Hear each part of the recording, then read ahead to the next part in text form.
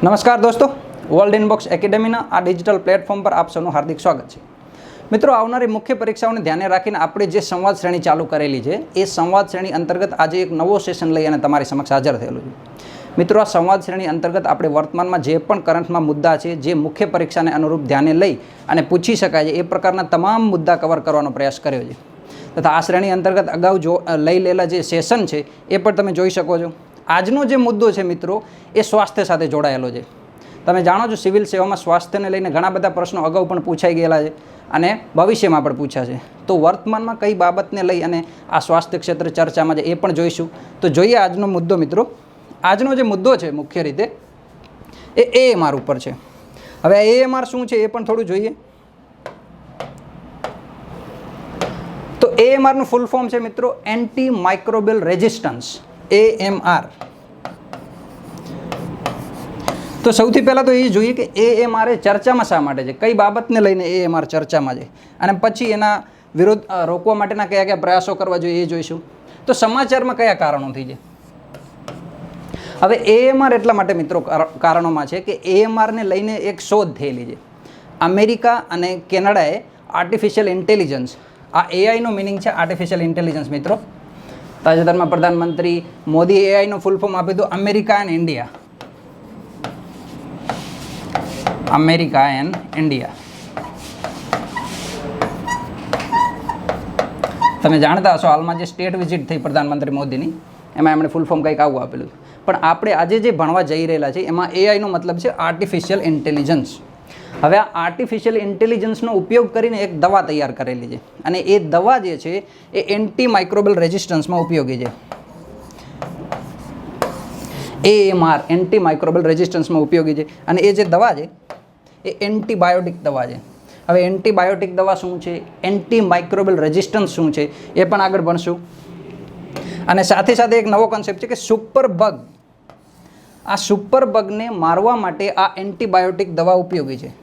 જે દવા અમેરિકા અને કેનેડાએ આર્ટિફિશિયલ ઇન્ટેલિજન્સનો ઉપયોગ કરીને બનાવેલી છે એ દવા સુપર બગને મારવામાં ઉપયોગી છે અને એ દવા જાતે છે એન્ટીબાયોટિક દવા.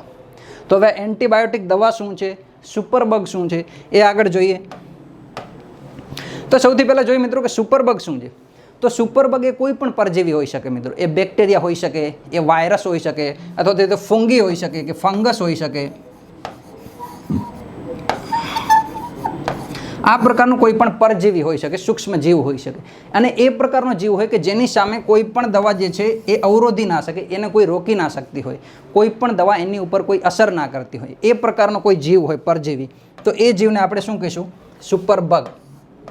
એક તો આ સુપર બગ સૌથી પહેલાં રોગ ફેલાવે છે, એના માટે જવાબદાર હોય છે જનરલી. તથા આ રોગ ફેલાવા સામે કોઈ પણ દવા એને રોકી નથી શકતી, એની ઉપર કોઈ જાતની અસર નથી કરતી. તો આ એન્ટી માઇક્રોબલ દવાઓ જે છે, એન્ટીબાયોટિક જે દવાઓ છે એ દવાઓની અસર આ સુપર બગ ઉપર કોઈ પણ જાતની કરતી નથી. એટલા માટે એને શું કહેવામાં આવેલું છે, સુપર બગ. આપણે સુપરમેન જેવા શબ્દો સાંભળીએ છીએ કે માણસોમાં સૌથી શ્રેષ્ઠ હોય. તો આ પ્રકારનો જે બગ છે એટલે કે પરજીવી છે એ રોગ ફેલાવવામાં સૌથી શક્તિશાળી હોય, એના ઉપર કોઈ પણ જાતની દવાનો અસર ના થાય, એટલે આપણે કીધું છે એને સુપર બગ. હવે તાજેતરમાં એક રિપોર્ટ આવ્યો કે આ સુપર બગ અથવા તો જે એન્ટી માઇક્રોબિયલ રેઝિસ્ટન્સ છે, આ પરજીવીઓ છે નાના નાના સૂક્ષ્મ જીવો, એના લીધે કેટલા લોકોનો જીવ જાય છે. તો અમેરિકાની એક સંસ્થા છે મિત્રો, US centre for disease control and prevention. હવે આ સંસ્થાએ એવું કીધું કે અમેરિકામાં અને તમામ વિશ્વમાં AMRનો પ્રચાર છે. આ એન્ટીબાયોટિક જે દવા છે એને રોકવામાં, એન્ટીબાયોટિક દવા વડે સુપર બગને રોકવામાં ફેલ જાય છે. અને આ સુપર બગથી લગભગ સમગ્ર વિશ્વ સ્તરે 2 મિલિયન એટલે કે લગભગ 20 લાખથી વધુ લોકો સંક્રમિત થાય છે. અને આને લીધે 23,000 કરતાં વધારે લોકો મૃત્યુ પણ પામે છે. એટલે કે સ્વાસ્થ્યને લઈને આ બાબત ઘણી સંવેદનશીલ છે. આગળ વધીએ મિત્રો. તો હવે AMR શું છે, એન્ટી માઇક્રોબિયલ રેઝિસ્ટન્સ શું છે, અને એમાં એન્ટી, આનો શબ્દ શું છે, માઇક્રોબિયલ, આનો મિનિંગ શું છે, અને ત્રીજો શબ્દ છે રેઝિસ્ટન્સ. આ ત્રણેય શબ્દોનો અર્થ સમજીએ આપણે મિત્રો, એટલે આપણને AMRનો અર્થ સમજાઈ જાય. એન્ટી શબ્દ મતલબ આનો ગુજરાતી મિત્ર થાય છે પ્રતિ, કોઈ પણ બાબતની વિરુદ્ધમાં અથવા તો રોકવામાં, એ પ્રકારનું ગુજરાતી તમે કરી શકો. માઇક્રોબિયલ, આ માઇક્રોબિયલ એટલે સૂક્ષ્મ જીવોને લઈને છે માઇક્રોબિયલ, અને રેઝિસ્ટન્સનું ગુજરાતી થાય છે મિત્રો અવરોધકતા કે અવરોધ ઉત્પન્ન કરવું. તો હવે આ એન્ટી માઇક્રોબિયલ રેઝિસ્ટન્સ શું છે? હવે એન્ટી માઇક્રોબિયલ જે છે આ માઇક્રોબિયલને તમે એક જાતની દવા સમજી શકો. માઇક્રોબિયલમાં ટોટલ 4 પ્રકારની દવાઓ ઉપયોગ થાય છે અલગ અલગ પરજીવીઓને રોકવા માટે.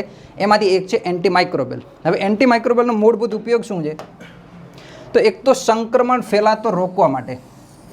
કોરોના છે, તમે જાણો છો કોરોના સમગ્ર વિશ્વમાં ફેલાઈ ગયો. તો આ પ્રકારનો કોઈ અન્ય ચેપી રોગ હોય તો એ રોગ ફેલાતો રોકવા માટે, અને બીજું છે એની સારવાર કરવા માટે. 2 મુખ્ય ઉદ્દેશ્યો છે એન્ટી માઇક્રોબિયલ દવાઓના. એન્ટી માઇક્રોબિયલ મેડિસિન આ દવાઓ છે. એટલે હવે તમે સમજી શકો એન્ટી માઇક્રોબિયલ છે એ કોઈ રોગને રોકતી દવા હશે. તો આ એન્ટી માઇક્રોબિયલ જે દવા છે એ દવાનો મુખ્ય ઉપયોગ શું છે? તો કે સંક્રમણ ફેલાતો રોકવા માટે. કોઈ રોગ એકમાંથી બીજામાં, બીજામાંથી ત્રીજામાં એ પ્રકારે તમામ વિશ્વમાં ફેલાઈ ના જાય એ પ્રકારનું પ્રસાર પ્રચાર રોકવા માટે, અને એની સારવાર કરવા માટે. જે લોકોને એનો ચેપ લાગી ગયો છે એ લોકોને રોકવા માટે. અને કોને? માનવ જાતિને એટલે કે માણસોને, આ ઉપરાંત પ્રાણીઓને કે છોડ વૃક્ષો કે પૌધાઓને, આ તમામ પ્રકારના વિશ્વમાં જ્યાં જ્યાં પણ સંક્રમણ થાય છે, રોગો ફેલાય છે, એમને રોકવા માટેનો જે ઉપયોગ થાય છે એ છે એન્ટી માઇક્રોબિયલ મેડિસિન. તો હવે તમને સમજાઈ ગયેલો છે કે AMR શું છે. આ એન્ટી માઇક્રોબિયલ છે એ છે દવા. એ દવા વડે આપણે રોગ રોકવાનો છે. અને એન્ટી માઇક્રોબિયલ રેઝિસ્ટન્સ, આ રેઝિસ્ટન્સ એટલે અવરોધકતા, એટલે કે આ દવાની જે અસર છે એ રોકે એ પ્રકારના જીવો હોય છે. એ પ્રકારની જ્યારે પરિસ્થિતિ ઉત્પન્ન થાય એને કહીશું આપણે AMR. સરળ ભાષામાં સમજીએ મિત્રો તો એવો મતલબ છે અહીંયા કે જો દવાનો ઉપયોગ જે છે એ કોઈ દર્દી ઉપર થાય જ નહીં. ફોર એક્ઝામ્પલ કોરોના માટે અલગ અલગ વેક્સિનો સમગ્ર વિશ્વભરમાં બનાવવામાં આવી. ભારતે વેક્સિનો બનાવેલી છે, તમે જાણો છો. સીરમે બનાવેલી છે, ભારત બાયોટેકે બનાવેલી છે, કોવિશિલ્ડ, કોવેક્સિન. આ ઉપરાંત મોડર્ન નામની જે એક વેક્સિન છે અમેરિકાએ બનાવેલી છે. આ પ્રકારની સમગ્ર વિશ્વમાં વેક્સિન બનાવવામાં આવી. પણ કોરોનાની કોઈ સચોટ દવા ના બની કે આ વેક્સિનથી કોરોના મટી જશે અથવા તો હવે ફેલાશે નહીં. તો આ જે વાયરસ છે એ વાયરસ સામે કોઈ સચોટ એક દવા નથી. તો આને શું કહેવાય છે? Anti microbial resistance. કે એ રોગની કોઈ ફિક્સ દવા નથી, અથવા તો એ રોગ છે એ વારે ઘડી સમયે બદલાતો હોય. એ પ્રકારની જ્યારે પરિસ્થિતિ ઉદ્ભવે છે તો એ પરિસ્થિતિને એન્ટી માઇક્રોબિયલ રેઝિસ્ટન્સ કહેવાય છે. આગળ વધીએ મિત્રો. તો હવે AMR જે છે એમાં 4 પ્રકારના સૂક્ષ્મ જીવો હોય છે. એન્ટીબાયોટિક્સ આ દવાનું નામ છે મિત્રો. એન્ટી માઇક્રોબિયલ જે આપણે મેડિસિનની વાત કરી, એન્ટી માઇક્રોબિયલ આ દવાઓમાં 4 પ્રકાર છે. આ એન્ટી માઇક્રોબિયલમાં ટોટલ 4 દવાઓ છે. એક તો છે એન્ટીબાયોટિક, બીજું છે એન્ટીવાયરલ, ત્રીજું એન્ટી ફંગલ છે, અને ચોથું છે એન્ટી પેરાસાઇટ. હવે આ જે 4 દવાઓના પ્રકાર પડ્યા છે એ પણ કોઈ આધાર લઈને પડેલા છે. ફોર એક્ઝામ્પલ એન્ટીબાયોટિક આ શબ્દમાં તમે જોશો તો બેક્ટેરિયાથી જેટલા પણ રોગો ફેલાય છે, તો બેક્ટેરિયાથી ફેલાતા રોગોને રોકવા માટે જે પણ દવાનો ઉપયોગ થાય એને આપણે કહીશું એન્ટીબાયોટિક. એન્ટીવાયરલ આમાં શબ્દ છે વાયરસ. તો વાયરસથી જેટલા પણ રોગો ફેલાતા હશે એને રોકવા માટે આપણે ઉપયોગ કરશું એન્ટીવાયરલનો.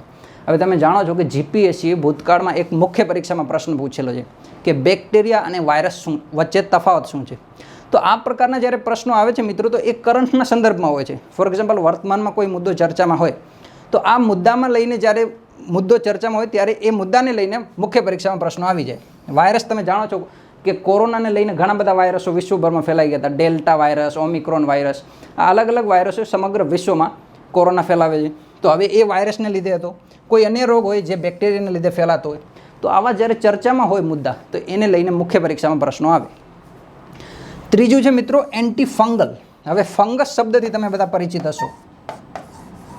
ફંગસ આનું ગુજરાતી તો આમ ક્વક થાય છે, ક્વક આવું ગુજરાતી થાય છે, પણ ઇંગ્લિશમાં બેટર શબ્દ છે ફંગલ. આ ફંગલ શબ્દ તમે સરળતાથી સમજી શકશો.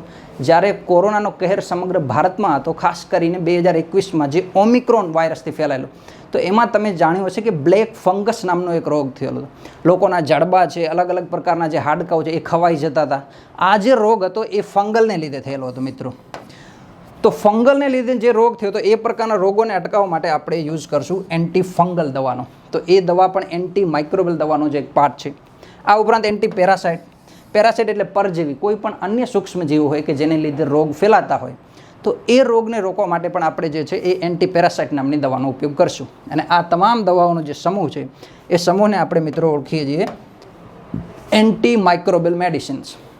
અને જ્યારે એન્ટી માઇક્રોબિયલ મેડિસિનનો જે ઉપયોગ છે એની જે અસર છે એ ખત્મ થઈ જાય, એની અસર જે છે વાયરસ ઉપર કે પછી બેક્ટેરિયા ઉપર કોઈ પણ જાતની અસર ના થાય, તો એને આપણે કહીશું રેઝિસ્ટન્સ પેદા થઈ ગયો છે. એટલે કે જે દવા આપણે ઉપયોગમાં લઈએ છીએ આ દવાની અસર ખતમ થઈ ગઈ છે હવે, એવું તમે માની શકો. દવાની અસર ખતમ થઈ ગઈ તો હવે એ રોગનું નિદાન આપણી પાસે હશે નહીં. એટલા માટે શું કહેવાનું કે એ દવા સામે અવરોધકતા ઉત્પન્ન થઈ ગઈ. એટલે આખો જે ટર્મ છે એન્ટી માઇક્રોબિયલ રેઝિસ્ટન્સ, તો આ એન્ટી માઇક્રોબિયલ રેઝિસ્ટન્સનો મિનિંગ એવો થાય કે કોઈ પણ દવાની જે છે અસર ખતમ કરે એ પ્રકારની સિચ્યુએશન ઊભી થાય, એને આપણે કહીશું એન્ટી માઇક્રોબિયલ રેઝિસ્ટન્સ. આગળ વધીએ મિત્રો, તો AMRની ક્યાંક વ્યાખ્યા આપણે એ કરી કે AMR એ શું છે? Anti microbial resistance. સરળ ભાષામાં જો ગુજરાતીમાં તમારે સમજવું હોય તો અહીંયા ડેફિનેશન આપેલી છે, પણ એનો મિનિંગ એ થાય કે જ્યારે સમય સાથે એનું ચેન્જ સ્વરૂપ કરતો હોય, આઈધર એ વાયરસ હોય, બેક્ટેરિયા હોય કે પછી ફંગસ હોય કે કોઈ પણ અન્ય પરજીવી હોય, તો હવે એ શું કરે છે? સમય સાથે પોતાનું સ્વરૂપ ચેન્જ કરે છે.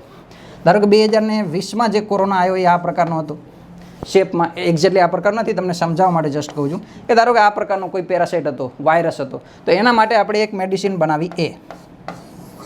હવે આ એ મેડિસિન જે છે એ આને લાગુ પડે છે, આ વાયરસને, પર્ટિક્યુલર આ જ વાયરસને. હવે આ સમય સાથે શું કરશે? પોતાનો શેપ ચેન્જ કરશે અથવા તો એનો ટાઈપ ચેન્જ કરી નાખશે. તો ટાઈપ ચેન્જ કરીને જ્યારે બીજો વાયરસ આવશે, એ જ વાયરસમાંથી બીજો વાયરસ પ્રોડ્યુસ થાય છે. તો આ બીજો વાયરસ પ્રોડ્યુસ થશે તો એને આ દવા જે છે એ લાગુ થશે નહીં, આ દવાનો કોઈ પણ જાતનો ઉપયોગ નહીં રહે. તો હવે આ દવાની અસર જે છે એ ખત્મ થઈ ગઈ, એની સામે અવરોધકતા ઉત્પન્ન થઈ ગઈ. તો આ પ્રકારની જે સિચ્યુએશન ઊભી થઈ એને આપણે કહીશું મિત્રો એન્ટી માઇક્રોબિયલ રેઝિસ્ટન્સ. અહીંયા તમને એક વ્યાખ્યા આપેલી છે કે જ્યારે રોગાણુ એટલે કે પછી બેક્ટેરિયા હોઈ શકે, વાયરસ કે પછી ફંગલ કે કોઈ પણ અન્ય પેરાસાઇટ પરજીવી હોઈ શકે, એ સમય સાથે પોતાનું સ્વરૂપ બદલે છે. એટલે એક જ જે પણ પરજીવી હોય છે જે રોગ ફેલાવવા માટે જવાબદાર છે, એ સમય સાથે પોતાના સ્વરૂપો બદલાવતું રહે છે અને એ બદલાયેલા સ્વરૂપને આપણે જે મેડિસિન લાગુ કરી છે એની કોઈ અસર નથી થતી. તથા જૂની દવાઓ, એના માટે જે દવાઓ તૈયારી કરેલી છે એના પ્રત્યે કોઈ પણ જાતનો એ પ્રતિભાવ નથી આપતો, પ્રતિક્રિયા આપવાનું બંધ કરે છે. ત્યારે ગુજરાતી સમજી લેજો, વિષાણુ રોધી અવરોધકતા, આ પ્રકારનું ગુજરાતી થાય છે થોડું એન્ટી માઇક્રોબિયલ રેઝિસ્ટન્સનું. વિષાણુ રોધી અવરોધકતા એટલે કે જે તે પ્રકારનો જે પરજીવી હતો એ દવા પ્રત્યે હવે કોઈ પણ જાતની પ્રતિક્રિયા નહીં આપે, ત્યારે જે ઉત્પન્ન થાય છે એ પરિસ્થિતિનું નામ છે એન્ટી માઇક્રોબિયલ રેઝિસ્ટન્સ. એના ઉદાહરણ આપેલા છે મિત્રો કે ડેલ્ટા વાયરસ. તમે બધા જાણો છો માર્ચ 2020માં ભારતમાં જે લોકડાઉન લાગુ થયું હતું એના માટે જવાબદાર હતો કોરોનાનો એક વાયરસ, અને એ વાયરસ હતો ડેલ્ટા, જેને આપણે કહીએ છીએ ફર્સ્ટ વેવ, પ્રથમ વેવ હતી કોરોનાની. તો એ ફર્સ્ટ વેવ દરમિયાન જે ડેલ્ટા વાયરસ હતો એ મે 2020માં એક્ટિવ હતો, સૌથી ચરમસીમા પર હતો. આમ તો શરૂઆત એમની માર્ચ મહિનાથી જ થઈ ગયેલી હતી. તો એ ડેલ્ટા સામે ફોર એક્ઝામ્પલ કોઈ પણ જાતની મેડિસિન બનાવી હોય તો એ મેડિસિન આવનારા સમયમાં એટલે ઓમિક્રોન આવ્યો. ઓમિક્રોન આવે છે 2021માં, જ્યારે બીજી વખત લોકડાઉન થાય સમગ્ર દેશમાં, અને એના માટે જવાબદાર જે વાયરસ હતો એ તો ઓમિક્રોન. તો ફોર એક્ઝામ્પલ ડેલ્ટા માટે જે પણ લોકોએ દવા બનાવેલી હશે એ ઓમિક્રોનમાં લાગુ નહીં થાય. એટલે ઓમિક્રોન માટે એ વસ્તુ શું બનશે? AMR, anti microbial resistance.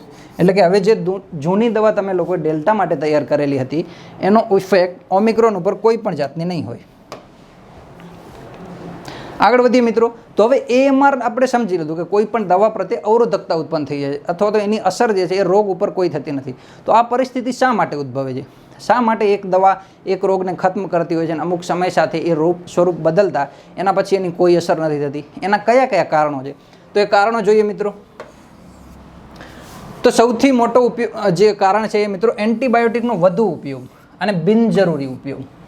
હવે આ બાબત તમે તમારા ઘરમાં પણ જોઈ છે. સામાન્ય રીતે કોઈ પણ સભ્ય બીમાર પડે, શરદી, ઝુકામ, તાવ, આવો સામાન્ય કોઈ પણ તાવ હોય તો તરત મેડિકલમાં જવાનું, યા તો પેરાસિટામોલ અથવા તો જે હાથમાં આવી અથવા તો પહેલાંની જૂની દવા પડી હોય એ ટ્રાય કરવાની પહેલાં 2 દિવસ માટે, અને જોઈ લેવાનું કે મટે છે કે નહીં.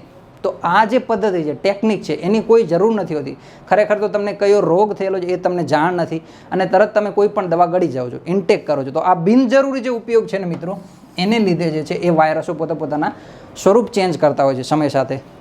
બીજું છે નિષ્ણાંતની સલાહ વગર, કોઈ પણ ડૉક્ટરની સલાહ લીધા વગર કે તમે લોકો ચેકઅપ નિદાન કરાવ્યા વગર કે ખરેખર તમને કયો રોગ લાગુ પડે છે વગર કોઈ પણ ચેક કરે તમે લોકો દવા ઇન્ટેક કરો છો, એ સમસ્યા છે. બીજું છે જૂની પ્રિસ્ક્રિપ્શન.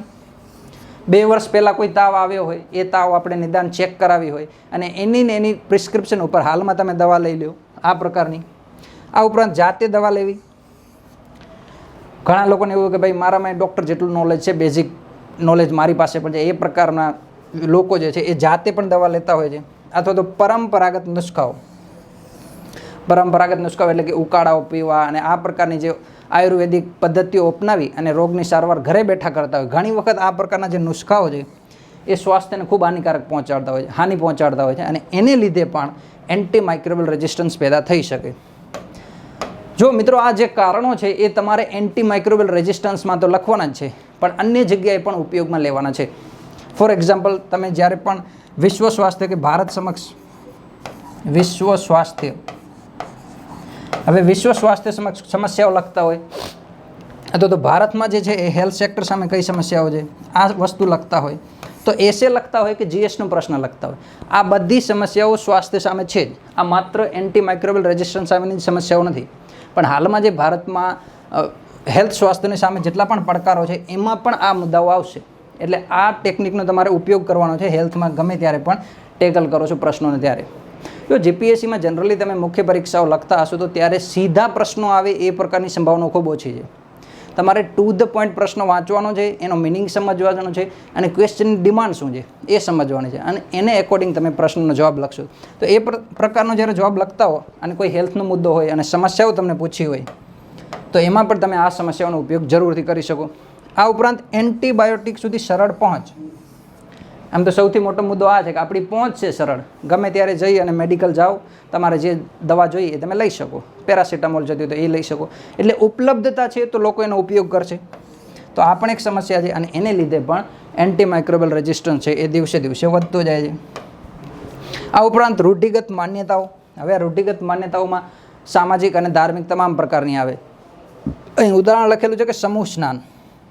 હવે ચેપી રોગો કે જે સંક્રમક રોગો હોય છે, આ સંક્રમક રોગોમાં સૌથી મોટી સમસ્યા હોય છે કે લોકોનું ઝુંડ વળે છે કોઈ એક જગ્યાએ અને એમાંથી કોઈ એક વ્યક્તિ જ્યારે ચેપી હોય છે તો એના દ્વારા અલગ અલગ લોકોને ચેપ લાગે છે. અને આ ચેપ હવા દ્વારા પણ લાગે, પાણી દ્વારા પણ લાગે, ટચ એટલે કે સ્પર્શ દ્વારા પણ લાગે. અને આપણે ત્યાં એવી સામૂહિક ઘણી બધી ધાર્મિક માન્યતાઓ છે કે સમૂહ સ્નાન કરતા હોય કોઈ નદી, કોઈ કુંડમાં અથવા તો કોઈ યજ્ઞ કરવામાં ઘણા બધા લોકો મળતા હોય. તો આ પ્રકારની જે સામૂહિક પ્રવૃત્તિઓ છે એ પણ આ સંક્રમણને ફેલાવવા માટે મદદરૂપ થાય છે. તો આ બધા રીઝન છે જેને લીધે એન્ટીમાઇક્રોબિયલ રેઝિસ્ટન્સનો ઉદ્ભવ થાય છે. આ ઉપરાંત આની અસરો શું થાય છે? અગર એન્ટીમાઇક્રોબિયલ રેઝિસ્ટન્સ ઊભો થાય છે તો શું સમસ્યાઓ છે, કેવી કેવી તકલીફો ઊભી થાય છે? એન્ટીબાયોટિકની જે અસર હોય છે, જે દવાની અસર હોય છે એ ફેલ કરે છે. પહેલાં તો કોઈ વાયરસ સામે તમે એક દવા બનાવેલી હતી, એ દવાની હવે કોઈ જાતની અસર નહીં થાય. એક તો એટલે સૌથી મોટી સમસ્યા કે જે તમે દવા બનાવી હતી એ દવાનો હવે કોઈ અર્થ નથી રહેવાનો, કારણ કે સંક્રમણ એનાથી નહીં રોકાય. અને એનું સૌથી મોટું ઉદાહરણ છે આ દવા હાઇડ્રોક્સીક્લોરોક્વિન. આ જે દવા હતી મિત્રો, આ હાઇડ્રોક્સીક્લોરોક્વિન એ મે 2020માં ખૂબ ચર્ચામાં હતી, કારણ કે આ દવાથી કોરોના સામે સંક્રમણમાં તો લાભ થતો હતો પણ લોકોનું જીવ બચાવવામાં ખૂબ લાભ થતો, અથવા તો જે રિકવરી રેટ હતો કોરોના સામે એ હાઇડ્રોક્સીક્લોરોક્વિનને લીધે વધતો હતો. લોકોનો જીવ જવાની સંભાવના ઓછી થતી હતી. એટલે આ દવાની નિર્યાત ઉપર ભારતે રોક લગાવી દીધી. હવે તમે જાણો છો જ્યારે પણ જરૂરિયાત હોય એ વસ્તુની માંગ સમગ્ર વિશ્વભરમાં તત્કાલ ઊભી થાય. તો હાઇડ્રોક્સીક્લોરોક્વિનની દવાની માંગ સમગ્ર વિશ્વમાં ઊભી થઈ અને ભારત પાસે ઇનફ સ્ટોક હતો. તો ભારતે આ દવાની જે નિર્યાત હતી એના ઉપર રોક લગાવી. અને આ જ સમયગાળો હતો જ્યારે અમેરિકા જે છે એ પ્રથમ વેવમાં સૌથી વધુ સમસ્યાનો સામનો કરતો હતો. અને આ સમયગાળા દરમિયાન ભારતે માત્ર અમેરિકાને 50 મિલિયન એટલે કે 5 કરોડ જેટલી દવાઓ, 50 મિલિયન ટેબ્લેટ જે છે એ હાઇડ્રોક્સીક્લોરોક્વિનની નિર્યાત કરી હતી. તો હવે આ હાઇડ્રોક્સીક્લોરોક્વિનનો ઉપયોગ શું થયો? એઝ એ એન્ટીબાયોટિક થયો, કારણ કે ત્યાં જે મેડિસિન હતી એનું કોઈ પણ જાતની અસર એ કોરોના ઉપર ના થઈ. એટલા માટે હાઇડ્રોક્સીક્લોરોક્વિન જે છે એ દવા ખૂબ ચર્ચામાં આવી. આ ઉપરાંત મૃત્યુદરમાં વધારો થાય છે, કારણ કે જે દવાઓ છે એની દવાઓની કોઈ અસર નથી થવાની, તો ઓબ્વિયસલી લોકોનો જે મરવાનો દર છે એ ધીરે ધીરે વધવાનો છે. તો એન્ટીમાઇક્રોબિયલ રેઝિસ્ટન્સ છે એની સૌથી મોટી સમસ્યા એ છે કે એ લોકોમાં મૃત્યુદરમાં વધારો કરે છે. એક સામાન્ય રોગ હોય છે એનો પણ ઈલાજ થતો નથી, જ્યારે એમાં ઊભો થાય એન્ટીમાઇક્રોબિયલ રેઝિસ્ટન્સની જ્યારે સ્થિતિ ઉત્પન્ન થાય ત્યારે એ મૃત્યુદરમાં ખૂબ વધારો નોંધાવે છે. તો સૌથી મોટી સમસ્યા તો આ છે. હવે આગળ વધીએ મિત્રો. તો વિશ્વ સ્તરે કઈ કઈ સમસ્યા ઊભી થઈ? એન્ટી માઇક્રોબિયલ રેઝિસ્ટન્સના લીધે વૈશ્વિક સ્તરે કઈ કઈ સમસ્યા ઊભી થઈ? તો વર્લ્ડ હેલ્થ ઓર્ગેનાઇઝેશને તો ત્યાં સીધું કીધું છે મિત્રો કે વિશ્વ સામે હાલમાં જો સ્વાસ્થ્યને લઈને દુનિયાની 10 સૌથી મોટી ખતરારૂપ સ્થિતિઓ હોય તો એમાંથી એક છે એન્ટી માઇક્રોબિયલ રેઝિસ્ટન્સ. એટલે તમે સમજી શકો છો કે આ AMR છે એ કેટલું મોટું સંકટ છે. વિશ્વ પ્રમુખ જે 10 સંકટો છે એમાંથી એકનું સ્થાન આપ્યું છે વર્લ્ડ હેલ્થ ઓર્ગેનાઇઝેશને આ AMRને, એન્ટી માઇક્રોબિયલ રેઝિસ્ટન્સને. અને Indian council of medical research, હવે ઇન્ડિયન કાઉન્સિલ ઓફ મેડિકલ રિસર્ચે એક ડેટા બહાર પાડ્યો અને એમણે એમ કીધું કે જ્યારે કોવિડ કાળ હતો, કોરોનામાં તમે જાણતા હશો લોકો એક સાથે લાખો કરોડોની સંખ્યામાં સંક્રમિત થતા હતા અને લોકો જે છે એ મેડિકલમાં ભરતી થતા હતા. તો ભરતીમાં તમે જાણતા હશો કે 14-15 દિવસ સુધી લોકો ત્યાં મેડિકલમાં રહે, ટ્રીટમેન્ટ લે અને પછી રિકવર થઈ જાય. તો કોરોનાનો જનરલી જે રિકવરી રેટ હતો એ જનરલી રિકવરી રેટ હતો સમથિંગ 95+ જનરલી, અથવા તો 97 કે 98%. એટલે કે સામાન્ય કેસમાં જો 100 લોકોને કોરોના થાય છે તો એમાંથી 2 કે 3 લોકો મૃત્યુ પામશે. એટલે એનો મૃત્યુ દર ખૂબ નીચો હતો, માત્ર 2 થી 3%. 100એ 2 કે 3 વ્યક્તિઓની મરવાની સંભાવના હતી. પણ જ્યારે આ દર્દીઓમાં એટલે કે 100 જણાને એવા લોકોને જેને AMR લાગુ થઈ ગયો છે, એટલે કે એ જે દર્દીઓ છે એમાં એન્ટી માઇક્રોબિયલ રેઝિસ્ટન્સ ઉદ્ભવ્યો છે, એમાં દવાની અસર નથી થતી. જ્યારે આ પરિસ્થિતિ ઊભી થઈ ને તો આ 2 થી 3%નું પ્રમાણ જતું રહ્યું 50 થી 60%. એટલે કે જ્યાં 100એ પહેલાં 2-3 લોકો મૃત્યુ પામતા હતા એ જગ્યાએ હવે 100માંથી 50 થી 60 લોકો મૃત્યુ પામશે. આટલી વિકરાળ જે છે એ અસર એન્ટી માઇક્રોબિયલ રેઝિસ્ટન્સની દેખાણી કોરોના કાળમાં. આ ઉપરાંત HIV, AIDS અને મલેરિયા જેવા જે ગંભીર રોગો છે, આ રોગો કરતાં પણ એન્ટી માઇક્રોબિયલ રેઝિસ્ટન્સને લીધે વધુ લોકો મૃત્યુ પામે છે. આ પ્રકારના ડેટા આપણી સામે આવે છે. તો તમે વૈશ્વિક સ્તરે આનો કેટલો ગંભીર પ્રભાવ છે એ જોઈ શકો છો. અન્ય બીજા કયા કારણો છે? આપણે જોયા મેડિકલ જે છે એ લોકો કોઈ પણ જાતની સલાહ વગર લે છે મેડિસિન. તો આ અને અન્ય બીજા કયા કારણો છે? તો પ્રાણીઓની ખાદ્ય શૃંખલાઓમાં, હવે માનવો તો પ્રત્યક્ષ રીતે લે જ છે મેડિસિન, પણ પ્રાણીઓની જે ખાદ્ય શૃંખલામાં એન્ટી માઇક્રોબિયલ રેઝિસ્ટન્સ આવે છે તો એને લીધે પણ કઈ રીતે સમસ્યા ઊભી થાય એ જુઓ. હવે દૂધ ઉત્પાદન વધારવા માટે, ગાય, ભેંસ આ પ્રકારના જે દૂધાળુ જનાવરો, એમાં દૂધ ઉત્પાદન વધારવા માટે તમે જાણો છો ઘણી લોકો ઇન્જેક્શન આપે છે અથવા તો મેડિસિન આપે છે. આ મેડિસિનમાં પણ એન્ટીબાયોટિકનો ઉપયોગ થાય છે. તો હવે જ્યારે એન્ટીબાયોટિકનો ઉપયોગ એ પ્રાણીઓમાં થશે તો એ પ્રાણીઓમાં પણ શું થશે? એન્ટી માઇક્રોબિયલ રેઝિસ્ટન્સ, અથવા તો એ એન્ટીબાયોટિકનું કન્ઝપ્શન છે એ આ દૂધ વાટે માનવમાં આવશે. એટલે કે પ્રાણીઓમાં જે એન્ટીબાયોટિક્સ આવી એની ખાદ્ય શૃંખલાને લીધે આ દૂધ ઉત્પાદન વડે માનવોમાં આવશે એન્ટીબાયોટિક્સની અસર, અને એને લીધે શું ઊભી થશે? એન્ટીબાયોટિક. આ ઉપરાંત મરઘા પાલનમાં, તો મરઘા પાલનમાં પણ એન્ટીબાયોટિકનો ઉપયોગ થાય છે. તો મરઘા અથવા તો મરઘાનું જે લોકો સેવન કરતા હશે એ તમામ લોકોમાં એ એન્ટીબાયોટિકની અસર આવશે અને એને લીધે જે છે એ AMR ઉત્પન્ન થવાની સંભાવનાઓ રહે છે. આ ઉપરાંત એક મહત્ત્વનો મુદ્દો છે મિત્રો, મેડિકલ વેસ્ટ. જે મેડિકલમાં કચરો વધે છે નકામો, એના દ્વારા પણ એન્ટી માઇક્રોબિયલ રેઝિસ્ટન્સ ઉત્પન્ન થાય છે.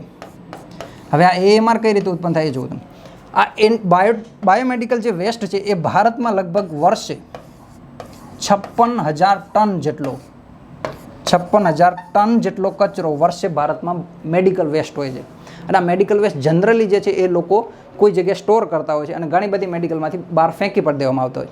હવે આ કચરો કેવો હોય છે? એક્ટિવ, ધારો કે એક્ટિવ સિરિંજ હોય છે, કોઈ જાતનું ઇન્જેક્શન હોય, કોઈ માસ્ક હોય, આ પ્રકારની જે ટ્રીટમેન્ટ થયેલા સાધનો હોય એ જ્યારે જાહેરમાં ફેંકી દેવામાં આવે અથવા તો એનું યોગ્ય મેનેજમેન્ટ ના કરવામાં આવે તો આના વડે પણ લોકોને ચેપ લાગશે.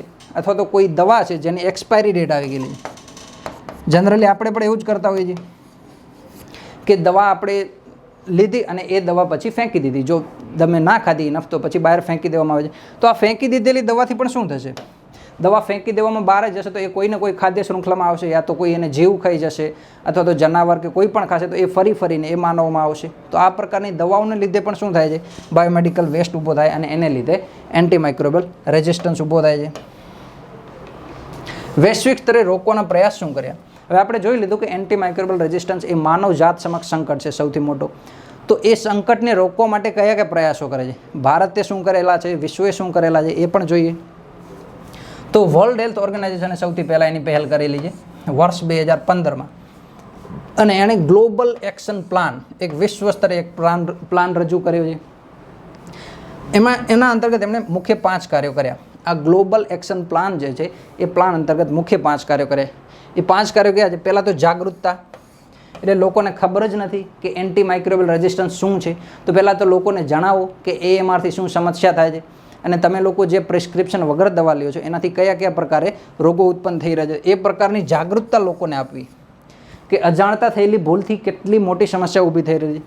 આ ઉપરાંત એની અસર ઉપર નિરીક્ષણ કે એન્ટી માઇક્રોબિયલ રેઝિસ્ટન્સ હાલમાં કઈ કઈ દવાઓ ઉપર થઈ રહેલો છે અને કેટલા લોકોમાં ફેલાઈ રહેલો છે.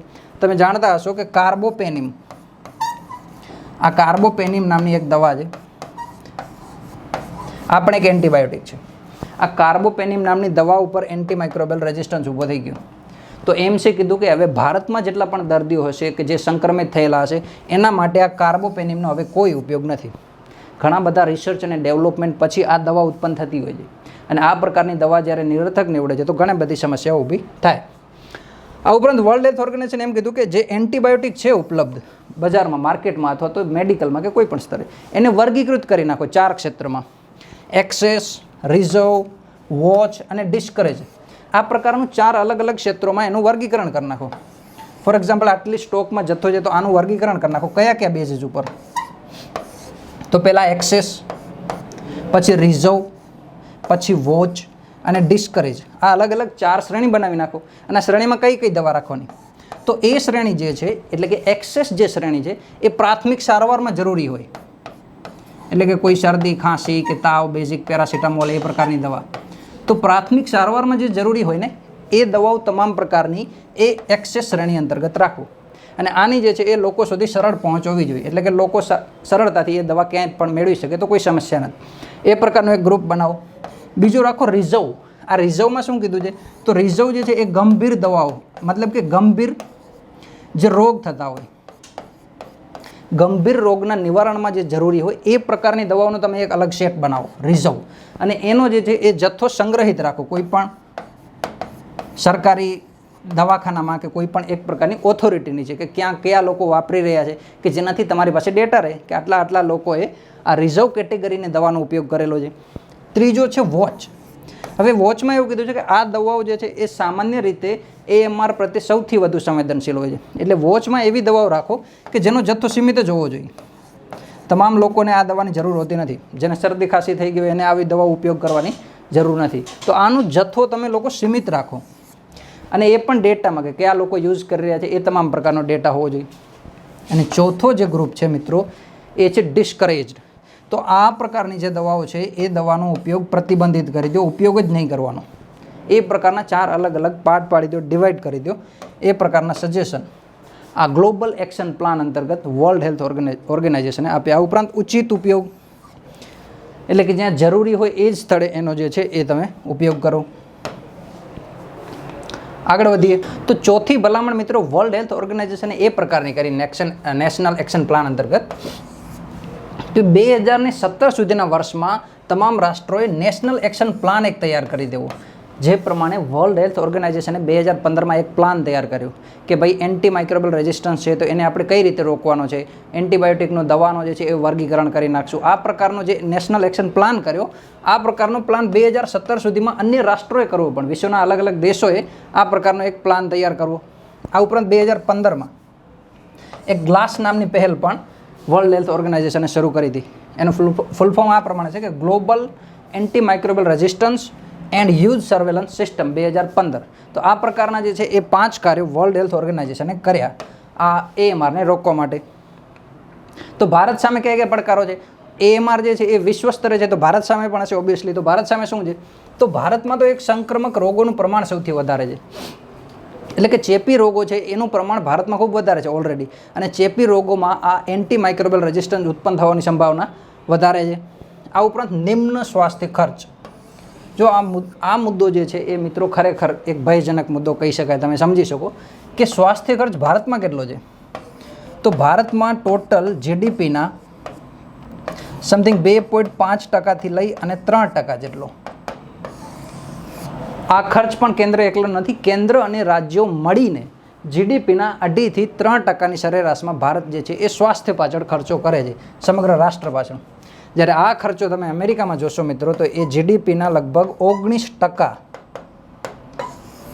જીડીપીના 19% જેટલો ખર્ચ તો એ અમેરિકા ખાલી સ્વાસ્થ્ય પાછળ કરે છે, લોકોના સારા સ્વાસ્થ્ય માટે. તો ભારતમાં જે છે આ સ્વાસ્થ્ય ખર્ચ વૈશ્વિક સ્તરથી ખૂબ નીચો છે, એટલા માટે પણ જે છે એ AMR ખૂબ વિકરાળ બને છે. આ ઉપરાંત ખાનગી ક્ષેત્રની જે ભાગીદારી છે એ ભારતમાં ખૂબ એકદમ લો રહેલી છે. R&Dમાં, રિસર્ચ અને ડેવલપમેન્ટમાં. જો મિત્રો કોઈ પણ દેશ જ્યારે હાલના સમયે આગળ વધતો હોય ને તો એનું વિજ્ઞાન ઉપર પ્રભુત્વ હોવું જરૂરી છે.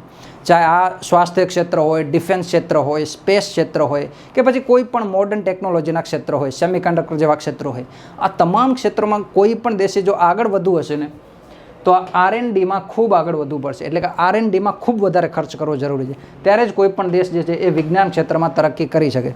અને ભારતની હાલત તમે જાણો છો, આમાં 0.67%, જીડીપીના માત્ર 0.67%, 1% પણ આટલો ખર્ચ ભારત જે છે હાલમાં R&D પાછળ કરે છે. અને વૈશ્વિક સ્તરે તમે વિકસિત દેશો હોય કે વિકાસશીલ દેશો હોય, એ તમામ દેશોની જો તમે સરેરાશ કાઢો તો પણ એની સરેરાશ આવે છે 1.8% જેટલી.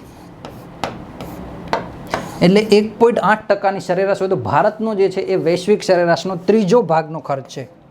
અને જે દેશમાં R&D ઉપર ઓછો ખર્ચ, ઓબ્વિયસલી એમાં નવા શોધ સંશોધનો હોય, દવાઓ હોય કે ડિફેન્સ તકનીક હોય, એ તમામ સ્તરે ભારત જે છે ઓલરેડી પાછળ પડે છે. અને આ રિસર્ચ એન્ડ ડેવલપમેન્ટમાં પણ ભારતની સમસ્યા એ છે કે સરકાર પ્રમોટ કરે છે આગળ. R&Dના ખર્ચમાં સૌથી વધારે પ્રપોર્શન જે છે એ ભારતમાં સરકાર કરે છે. સરકાર સૌથી વધુ ખર્ચ R&D ઉપર કરે છે, પણ સામે ખાનગી ક્ષેત્ર જે છે એ ખાનગી ક્ષેત્રમાં ભારતમાં કોઈ જાતનો ઉત્સાહ નથી R&D કરવામાં. અને R&D કરવામાં સૌથી મોટી સમસ્યા એટલે પણ છે કે ભારતમાં બ્રેઇન ડ્રેઇનની સમસ્યા છે. હવે બ્રેઇન ડ્રેઇનમાં લોકો જે છે એ ભારત છોડી અને બહાર જાય છે. જે પણ મોટા મોટા વૈજ્ઞાનિકો હોય છે કે જે શોધ સંશોધનમાં સારા કામ કરતા હોય છે, એ લોકો ખાનગી ક્ષેત્રમાં જનરલી નથી જોડાતા અને એ લોકો વિદેશમાં જઈને સંશોધન કરે છે. એટલે ભારતને જે છે એ બ્રેઇન ડ્રેઇનની સમસ્યાનો પણ સામનો કરવો પડે છે. આ ઉપરાંત ભારતે જે છે એના માટે એક નેશનલ હેલ્થ પોલિસી તૈયાર કરી હતી. હવે નેશનલ હેલ્થ પોલિસીમાં પણ એ બાબત રજૂ કરવામાં આવી હતી 2017ના વર્ષમાં કે ભારત સામે AMR એટલે કે એન્ટી માઇક્રોબિયલ રેઝિસ્ટન્સ એ ખૂબ મોટું સંકટ છે. અને આ સંકટનું સમાધાન કરવા માટે ભારતે એ ત્વરિત પગલાં ઉઠાવવાની જરૂર છે. આવી જે બાબત છે જે એ નેશનલ હેલ્થ પોલિસી 2017માં પણ કહેવામાં આવી હતી. એટલે ઓલરેડી ભારતને એ સમસ્યાનો અંદાજો છે કે એન્ટી માઇક્રોબિયલ રેઝિસ્ટન્સ કેટલું મોટું સંકટ છે. આ ઉપરાંત બેક્ટેરિયલ ઇન્ફેક્શન એટલે કે જીવાણુ સંક્રમણ છે એ દુનિયામાં સૌથી વધુ ભારતમાં થાય છે. હવે બેક્ટેરિયલ જો ઇન્ફેક્શન ભારતમાં સૌથી વધુ હોય તો એન્ટી માઇક્રોબિયલ રેઝિસ્ટન્સ પણ સૌથી વધુ ભારતમાં થશે. એટલે ભારતમાં જે છે એ શોધ સંશોધન સૌથી વધુ હોવા જોઈએ, પણ એની જગ્યાએ તમે જોઈ શકો છો કે રિસર્ચ એન્ડ ડેવલપમેન્ટ આપણું વૈશ્વિક સ્તરથી 3જા ભાગનું છે હાલમાં. તો આ પ્રકારની સમસ્યાઓ ભારતમાં ઉદ્ભવેલી છે. આગળ જોઈએ મિત્રો. ઓકે, તો ભારતે અન્ય કયા કયા પ્રયાસો કર્યા છે?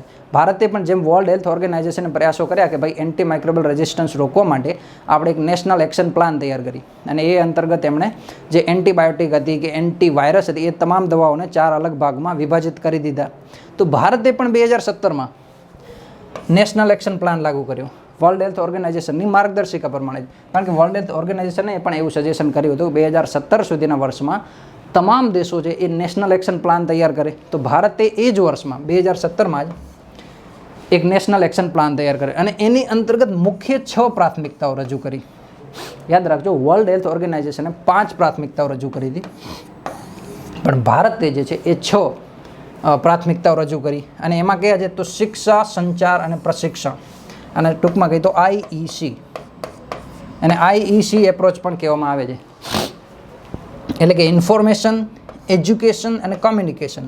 Information regarding what? તો ઇન્ફોર્મેશન તમારે AMR ઉપર આપવાની છે કે જે વિષાણુ રોગી અવરોધકતા ઉત્પન્ન થઈ રહેલી છે એના પ્રકારની તમામ ઇન્ફોર્મેશન તમારે લોકોને આપવાની છે.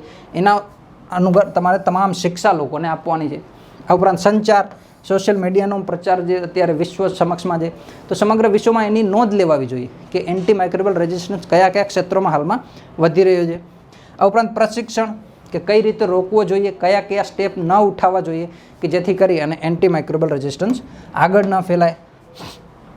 આ ઉપરાંત માહિતીનો પ્રચાર હોવો જોઈએ સમગ્ર દેશમાં. ભારતે આ 6 મુદ્દા રજૂ કર્યા છે. એમાંથી પહેલો જે છે એ IEC છે, બીજો છે માહિતી. આ ઉપરાંત સંક્રમણ રોકવા માટે જે છે એ તમામ પ્રયાસો કરવા.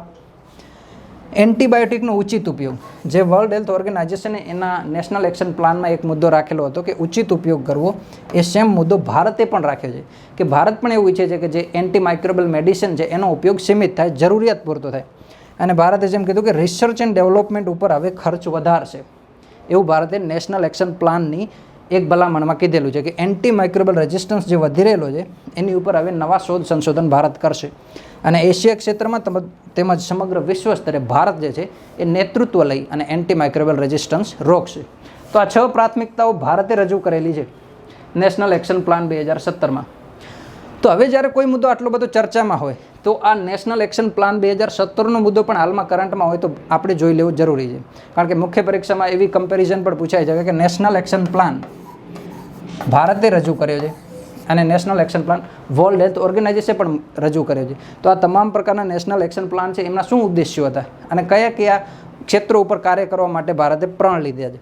તો આ તમામ ક્ષેત્રો છે આપણા માટે યાદ રાખવા જરૂરી છે. આ 6 મુદ્દા જે છે એ યાદ હોવા જોઈએ. આગળ વધીએ મિત્રો, તો ભારતે અન્ય કેવા પ્રયાસો કર્યા છે? તો વન હેલ્થ એપ્રોચ. હવે આ વન વર્ડ છે એ હાલમાં ખૂબ ચર્ચામાં છે.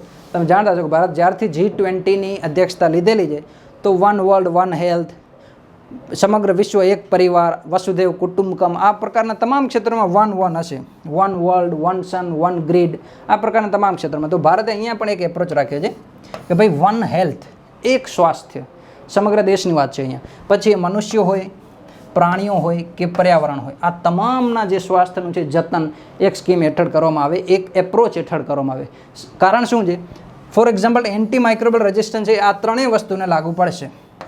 આઈધર એ પર્યાવરણમાં હશે, પ્રકૃતિમાં, છોડમાં, વૃક્ષોમાં હશે, તો એમાંથી એ લોકો પણ મનુષ્યો કે પ્રાણીઓમાં આવશે. જો પ્રાણીઓમાં એન્ટીબાયોટિક ઉત્પન્ન થશે તો એ જે છે એ પર્યાવરણ અને મનુષ્યો બંનેને લાગુ પડશે.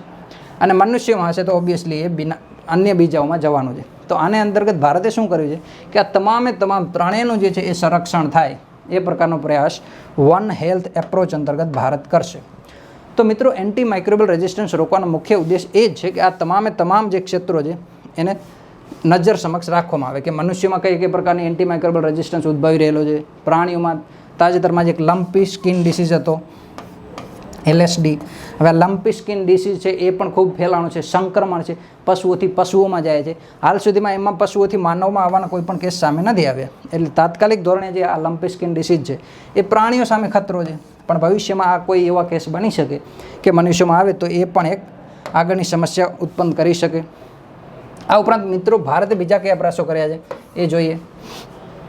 તો ભારતે નેશનલ ડિસીઝ કંટ્રોલ સેન્ટર એટલે કે રાષ્ટ્રીય રોગ નિયંત્રણ કેન્દ્રોની સ્થાપના કરી સમગ્ર દેશમાં. અને કયું મંત્રાલય હતું? તો સ્વાસ્થ્ય અને પરિવાર કલ્યાણ મંત્રાલય હેઠળ. જો આ પ્રકારના જે પ્રશ્નો છે ને મિત્રો, કરંટના મુદ્દામાં હોય અને સીધા પ્રિલિમમાં આવી જાય તો આપણને એવું લાગે કે કોઈ સબ્જેક્ટમાંથી આવે, પણ ખરેખર આ મુદ્દા જ્યારે કરંટમાં હોય ત્યારે આપણે ધ્યાન રાખવા જોઈએ કે કયા મંત્રાલય હેઠળ છે, ફૂલ ફોર્મ શું છે, આ પ્રકારની તમામ ડિટેલ આપણે ધ્યાનમાં લેવી જોઈએ. તો આનું છે નેશનલ ડિસીઝ કંટ્રોલ સેન્ટર અને સ્વાસ્થ્ય અને પરિવાર કલ્યાણ મંત્રાલય હેઠળ છે. બીજું IEC એપ્રોચ એટલે કે ઇન્ફોર્મેશન એટલે કે માહિતી, શિક્ષા એટલે કે એજ્યુકેશન અને સંચાર એટલે કોમ્યુનિકેશન. તો આ પણ AMRની દ્રષ્ટિએ માહિતી, શિક્ષા અને સંચાર એ જાગૃતતા અભિયાન ફેલાવવા. આ ઉપરાંત એક કાનૂન છે મિત્રો, આ કાનૂન પણ ખાસ ચર્ચામાં છે. હવે આ કાનૂન ચર્ચામાં એટલા માટે છે કે એન્ટીમાઇક્રોબિયલ રેઝિસ્ટન્સને લઈને આ કાનૂન છે કે ડ્રગ્સ અને કોસ્મેટિક રૂલ્સ 1945. આ જે રૂલ્સ છે એના અંતર્ગત ભારત સરકારે શું કરે છે કે AMR રોકવા માટે સૌથી પ્રમુખ મુદ્દો છે કે તમે એન્ટીબાયોટિકનો યુઝ ઓછામાં ઓછો કરો, શક્ય હોય ત્યાં સુધી ઓછો. તો ભારતે શું કર્યું કે 24 એવી દવાઓ હતી કે જે સૌથી વધુ ચાન્સ હતા કે એન્ટીમાઇક્રોબિયલ રેઝિસ્ટન્સ ફેલાવતી, એના ઉપર ટોટલ જાતનો પ્રતિબંધ મૂકી દીધો છે કે આ દવાનો ઉપયોગ કરવાનો જ નથી, ના કોઈ વેચાણ કરશે, ન કોઈ કન્ઝપ્ટ કરશે. તો આ 24 દવાઓ ઉપર તો સીધો પ્રતિબંધ મૂકી દીધો છે આ ડ્રગ્સ એન્ડ કોસ્મેટિક રૂલ્સ પ્રમાણે, અને અન્ય દવાઓ ઉપર પણ કેટલાક પ્રતિબંધો રાખે છે. તો હવે આ ભારત જે છે એ સક્રિય પ્રયાસો કરે છે કે કાનૂની જે છે એ કાર્યવાહી કરે છે અને એની અંતર્ગત જે છે એ વેચાણ રોકે છે. આ ઉપરાંત food safety and standards authority of India, આ સંસ્થાએ પણ એ જ કાર્ય કર્યું છે. આ સંસ્થા જે છે એ ભારતમાં ખાદ્ય ક્ષેત્રે ગુણવત્તા તપાસ કરે છે કે જે ખાદ્ય પદાર્થો છે એની ગુણવત્તા કઈ છે અથવા તો એ ખાવાલાયક છે કે નહીં, એ પ્રકારની જે છે કામગીરી આ ફસાઈ સંસ્થા કરે છે. ટૂંકમાં છે જેનું ફૂલ ફોર્મ છે food safety and standards authority of India. તો આ સંસ્થા શું કર્યું છે કે મત્સ્ય પાલનમાં હવે મત્સ્યપાલનમાં તમે જાણો છો કે જે દરિયાઈ નજીકના રાજ્યો છે એ ખૂબ મત્સ્યપાલનમાં સક્રિય હોય છે અને મછલીનો જે એ ભારતમાં ભોજનમાં પણ ઉપયોગ થાય છે. તો હવે જો મત્સ્યપાલનમાં એન્ટીબાયોટિક્સનો ઉપયોગ થતો હોય તો ઓબ્વિયસલી માછલી છે એને લોકો ખાવાના છે, તો વ્યક્તિઓના શરીરમાં પણ આવશે. તો એમણે એન્ટીબાયોટિક્સનો ઉપયોગ મત્સ્ય ક્ષેત્ર ઉપર પ્રતિબંધ કરી દીધો. તો ફૂડ સેફ્ટીએ શું કર્યું કે હવે આ કોઈપણ જાતની મછલી ઉપર તમે એન્ટીબાયોટિક્સનો ઉપયોગ નહીં કરો. તો આ પ્રકારના પ્રયાસો ભારતના દરેક ક્ષેત્રમાં થઈ રહેલા છે.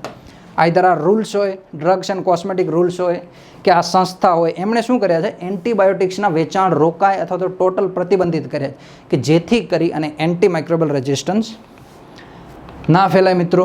આ ઉપરાંત આપણે શરૂઆતમાં કીધું કે આર્ટિફિશિયલ ઇન્ટેલિજન્સ, જો તકનિકીનો સ્વાસ્થ્યમાં કેવો ઉપયોગ છે, ટેકનોલોજી જે છે એ માનવ સ્વાસ્થ્યમાં કઈ રીતે ઉપયોગી છે, આનો એક એક્ઝામ્પલ આ કહી શકાય, સક્રિય એક્ઝામ્પલ. તો આર્ટિફિશિયલ ઇન્ટેલિજન્સ છે મિત્રો એ અન્ય ક્ષેત્રોમાં તો ઉપયોગી છે જ, પણ સ્વાસ્થ્ય ક્ષેત્રમાં પણ ઉપયોગી છે. હવે આ લખેલું છે તમે સમજી શકશો. ધારો કે કોઈ બેક્ટેરિયા છે, એ બેક્ટેરિયા જે છે એ એન્ટીમાઇક્રોબિયલ રેઝિસ્ટન્સ અથવા તો સંક્રમણ માટે જવાબદાર છે. તો આર્ટિફિશિયલ ઇન્ટેલિજન્સ એમાં કઈ રીતે ઉપયોગ કરે છે? ધારો કે ઘણા બધા કેમિકલ છે કે જે જે માઇક્રોબિયલ રેઝિસ્ટન્સ છે એ રોકવા માટે જવાબદાર છે. આ ઘણા બધા કેમિકલ હોય તો આર્ટિફિશિયલ ઇન્ટેલિજન્સ શું કરે છે, આ બધા કેમિકલો ચેક કરશે કે આને રોકે છે કે નહીં, આ જે તે વાયરસને આ કેમિકલો રોકી શકે છે કે નહીં. આ બધાના જે છે મિશ્રણ ચેક કરશે, આને આની યારે મળાવો, આને આની યારે મળાવો, આ 2-3 કમ્પાઉન્ડ ભેગા કરો, 1-2 ને મિશ્રણ કરી અને આની ઉપર ચેક કરશે. અને આ તમામ મિશ્રણ કર્યા પછી કે ઇન્ડિવિજ્યુઅલ કોઈ પણ કેમિકલ આને રોકવામાં સફળ થાય છે કે નહીં, એ તમામની એક સૂચિ તૈયાર કરશે. આ બધું કઈ રીતે થવાનું છે મિત્રો? આર્ટિફિશિયલ ઇન્ટેલિજન્સની. એટલે કે આ કેમિકલ કે કેમિકલના મિશ્રણ એ તમામમાંથી એવા કયા મિશ્રણો છે કે જે આ બેક્ટેરિયા છે એનો વિકાસ રોકશે અથવા તો સંક્રમણ રોકશે. તો આ પ્રકારની એક યાદી બનાવશે અને તમને એ સૂચિત કરશે કે આ મિશ્રણ કરો અથવા તો આ કેમિકલનો ઉપયોગ કરો. જેમ કે વેક્સિન મેન્યુફેક્ચરિંગ પ્રોસેસ છે તો એમાં આનો ઉપયોગ થાય કે વેક્સિન તમારે બનાવવી હોય તો તમારી પાસે એવા કેમિકલ હોવા જોઈએ, તમને જાણ હોવી જોઈએ કે આ કેમિકલ જે છે આ વાયરસને રોકે છે અથવા તો એનો નાશ કરે છે કે પછી એનું સંક્રમણ નથી થવા દે. તો એ તમામ પ્રકારની યાદી બનાવવામાં આર્ટિફિશિયલ ઇન્ટેલિજન્સ ખૂબ ઉપયોગી છે. એટલે આ એક્ઝામ્પલ જે છે એ તમે માનવ સ્વાસ્થ્યમાં વિજ્ઞાનની ભૂમિકાને લઈને કોઈ પણ મુદ્દો ડીલ કરતા હોય, આઈધર એસએ હોય કે પછી જીએસ હોય, તો આ મુદ્દો એક સક્રિય એક્ઝામ્પલ તરીકે તમે ઉમેરી શકો. જો એમણે લખ્યું છે કે થાઉઝન્ડ્સ ઓફ કેમિકલ કમ્પાઉન્ડ, એટલે કે હજારોની સંખ્યામાં કેમિકલ મિશ્રણ અથવા તો કેમિકલ તૈયાર કરશે કોઈ પણ એક બેક્ટેરિયા વિરુદ્ધ. માત્ર એક બેક્ટેરિયા વિરુદ્ધ એવા હજારો કેમિકલના કમ્પાઉન્ડ તૈયાર કરશે કે જે એની ઉપર અસર કરતા હોય. અને thousands of compound to computer, એટલે કે એક યાદી તૈયાર કરશે અને એમનું વર્ગીકરણ કરશે. કયા આધારે વર્ગીકરણ કરશે? કે effectively to stopping the bacteria, એટલે કે બેક્ટેરિયાને રોકતો હોય એવો કયો કમ્પાઉન્ડ છે. આ હજારો યાદી બનાવી એમાંથી કોઈ એક ફોર્મ્યુલા હશે કે જે બેક્ટેરિયાને રોકતી હશે. તો આ પ્રકારનું કામ આર્ટિફિશિયલ ઇન્ટેલિજન્સથી સરળતાથી થઈ શકે છે મિત્રો. તો આ હતો મુદ્દો એન્ટીમાઇક્રોબિયલ રેઝિસ્ટન્સનો, કે શા માટે એક સમસ્યા છે, એનું સમાધાન શું છે અને એમાં ટેકનોલોજી કઈ રીતે ઉપયોગી છે અને હાલમાં કયા મુદ્દાને લઈને ચર્ચામાં છે. આ તમામ પાસાઓ આપણે હાલમાં જોયા. જો એની ઉપર યોગ્ય આપણે રોક લગાવી શકીએ તો આપણો જે SDG છે, ત્રીજો નિષ્કર્ષ તમે લખતા હોય ત્યારે આ મુદ્દો ખાસ લખો. તો નિષ્કર્ષમાં આપણે લખ્યું છે કે ગુડ હેલ્થ ફોર ઓલ. અહીંયા સમાવેશિતા જરૂરી છે મિત્રો, એટલે કે તમામ અમીર ગરીબ તમામ લોકોને જે છે એ તમારે સારી સ્વાસ્થ્ય સેવા આપવાની છે. અને એનું રીઝન એ છે, ફોર એક્ઝામ્પલ અમીરો તો બધા સારી વેક્સિન લઈ લેશે, પણ ગરીબોમાં કોઈને કોરોના થઈ ગયું તો એ કોરોના પાછો તમામ લોકોને થશે, સંક્રમણ થશે અને ઓબ્વિયસલી જે છે એ સમોવિષિતાનો લક્ષ્યાંક તમે પ્રાપ્ત નહીં કરી શકો. તો good health for all, wellbeing, એ તમામ પ્રકારના લક્ષ્યાંકો જે છે એ SDG 3 અંતર્ગતના છે, એ આ પ્રયાસોથી આપણે મેળવી શકીશું. ઓકે, તો મિત્રો આ હતો આપણો એન્ટીમાઇક્રોબિયલ રેઝિસ્ટન્સનો લેક્ચર અને એન્ટીમાઇક્રોબિયલ રેઝિસ્ટન્સમાં કેવા મુદ્દાઓ ઉમેરવા જોઈએ. તો આને લઈ અને તમે પ્રશ્નનો જવાબ લખ્યા હશો તો તમે કમ્પેર કરી શકશો કે કયા મુદ્દાઓ તમે ઉમેર્યા છે. આ ઉપરાંત મિત્રો આ જે લેક્ચર છે એને તમારે સબસ્ક્રાઇબ કરવાનો છે અને ઘણા લોકો સુધી પહોંચાડો, કારણ કે તમારા લોકોનો જે પ્રતિભાવ છે એ અમને લોકોને પ્રોત્સાહન આપશે નવા વિડીયો બનાવવા માટે. પણ તો એવો મેક્સિમમ પ્રયાસ કરો કે આ વિડીયો વધુમાં વધુ લોકો સુધી પહોંચે. તથા આ પ્રકારના નવા વિડીયો સાથે આપણે આ જ ચેનલ પર આવતા સમયમાં પણ મળીશું. ધન્યવાદ.